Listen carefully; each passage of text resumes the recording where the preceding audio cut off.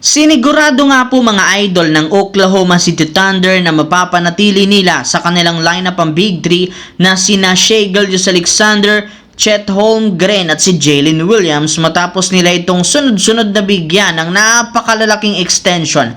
Sa parte ni SGA, nakakuha ito ng napakalaking kontrata na nagkakahalaga ng $285 million sa loob ng 4 na taon. Nakakuha rin naman si Chet Holmgren ng $250 million sa loob ng 5 taon habang si Jalen Williams nagkaroon ng $287 million sa loob ng 5 taon. Sa madaling salita, mananatili sa lineup ng OKC ang Big 3 na ito sa susunod na 4 hanggang sa 5 taon. Kaya malaki ang tsansa na makakuha silang muli ng multiple championship, pero wala pa rin naman ngang kasiguraduhan kung makakapag-stick silang tatlo ng OKC, gayong posible na magaya sila sa nangyari sa Boston Celtics na nagkawatak-watak matapos lamang silang mabigo na madepensahan ang kanilang kampyonato. Samantala, sa opisyal na pagpirma ng Los Angeles Lakers ng bagong extension ni Luka, oras na rin naman para sa coaching staff na gumalaw at gumawa ng bagong game plan sa kasalukuyang lineup para maging competitive.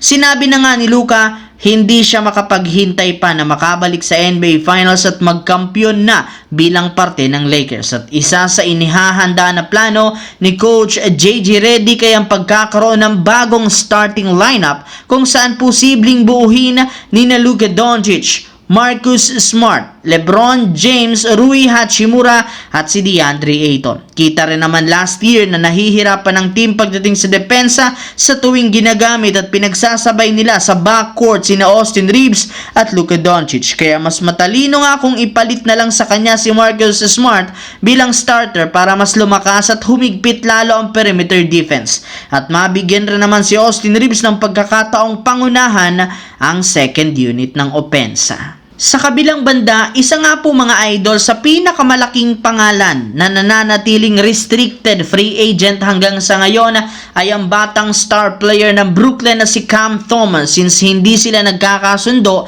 sa kontrata ng front office. At kahit man gusto ng Nets na panatilihin si Cam Thomas sa pag-offer sa kanya ng 2-year $28 million contract, hindi rin naman nagustuhan ang kanyang pangkampo since napakalayo ito sa kanyang hinihinging bagong kontrata sa team na nagkakahalaga ng 4-year $100 million contract. Dahil sa pangyayaring ito, mismong si Jake Fisher na ang nagsabi expected na kukunin ito ang kanyang qualifying offer sa team para maging isang ganap na unrestricted sa taong 2026. Well, mismong si Cam Thomas nang nagsabi hindi rin naman nagkakalayo ang kanyang laruan sa kasabay niyang NBA star na si Tyler Hero na nagkaroon ng napakalaking kontrata. Kaya naniniwala siya deserve rin niyang makatanggap sa ganitong kaliking sweldo. Sa madaling salita, mukhang naiinggit si Thomas sa nakukuhang kontrata ng mga kasabayan niya na manlalaro sa nagdaang NBA Draft 2021, lalo pat mas maganda ang kanyang performance kumpara sa mga ito.